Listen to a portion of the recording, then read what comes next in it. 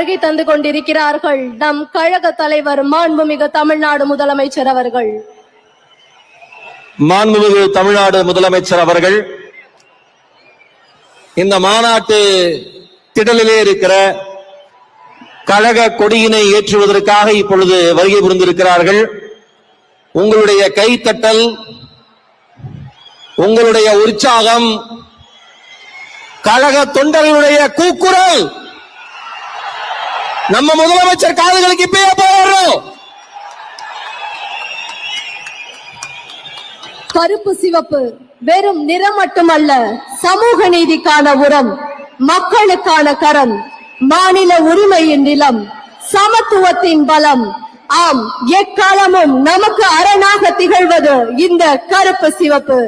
கருப்பு சிவப்பு கொடியினை, கழக கொடியினை ஏற்றி வைத்து சிறப்பித்துக் கொண்டிருக்கிறார்கள் நம் கழக தலைவர் மாண்புமிகு தமிழ்நாடு முதலமைச்சர் அவர்கள்.